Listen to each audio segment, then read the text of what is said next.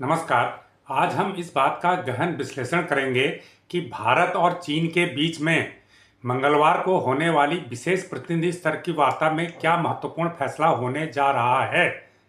जो सूत्र बता रहे हैं, अटकलें जो हैं, उसके बारे में कहा जा रहा है कि दोनों देश एलएसी पर लाइन ऑफ एक्चुअल कंट्रोल से अपनी फौजों को कम करने पर सहमत हो सकते हैं। देखिए, हम जानते हैं कि मई 2020 में गलवान घाटी संघर्ष हुआ था। भारत और चीन के सैनिकों के बीच में ये संघर्ष हुआ था, जिसमें दोनों तरफ के 20-25 सैनिक मारे भी गए थे। और इस संघर्ष के बाद दोनों देशों के संबंधों में टकराव पैदा हो गया था और वहां पर बड़े पैमाने पर दोनों देशों ने अपनी सेनाएं तैनात कर दी थी। करीब करीब भारत की तरफ से भी 50-60 हज़ार जवान वहां पर तैनात हैं और चीन की तरफ से भी इतने ही जवान एलएसी के आसपास के एरिया में तैनात हैं। ये जवान, इतनी संख्या में जवान मई 2020 से पहले वहां तैनात नहीं होते थे। सिर्फ वही जवान वहां पर तैनात होते थे जो रेगुलर वहां पर बॉर्डर पर गश्त करते थे, निगरानी करते थे।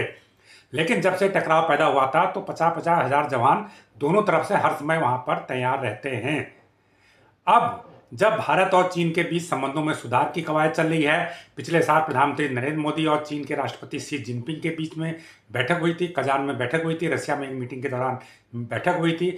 उस समय भी कई कदम उठाए गए थे।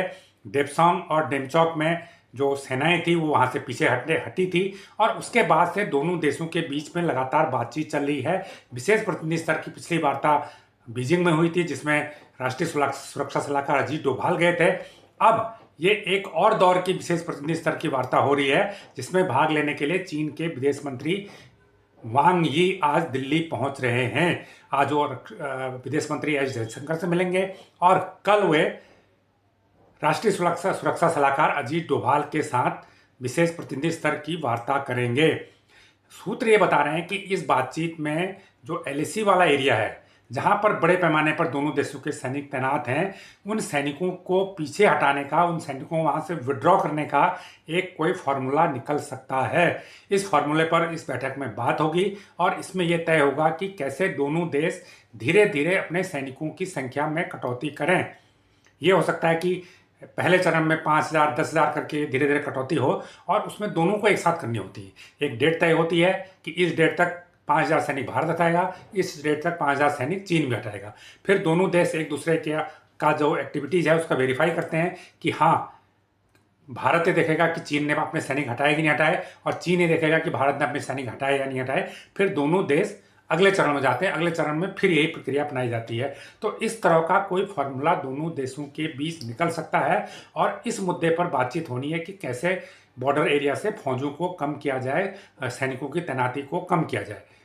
देखिए, जो ये एलएसी वाला एरिया है, ये बहुत ही हिल एरिया है, पहाड़ी वाला एरिया है और यहाँ पर हमेशा बर्फ़ पड़ी रहती है। टेम्परेचर -40 डिग्री रह जाता है और यहाँ पर जो सैनिक तैनात होते हैं, चाहे वो भारत के हों चाहे वो चीन के हों, उनको बहुत उच्च कोटि के रिसोर्सेज की ज़रूरत होती है।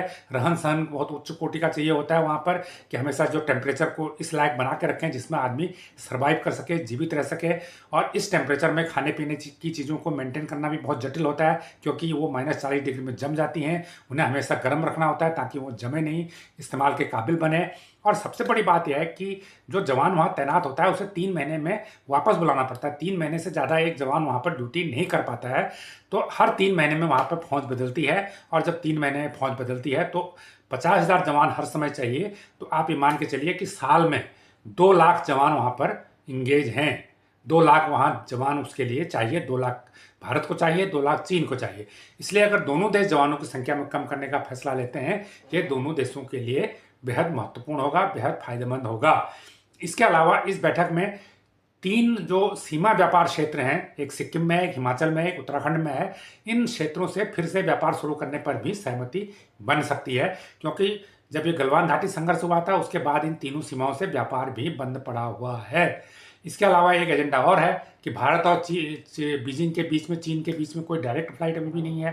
तो अब डायरेक्ट फ्लाइट भी शुरू करने पर इसमें फैसला हो सकता है। चीन की भी फ्लाइट डायरेक्ट दिल्ली आएगी और दिल्ली की फ्लाइट भी डायरेक्ट बीजिंग जाएगी। तो ये 3 महत्वपूर्ण फैसले इस बैठक में होने की संभावनाएं हैं।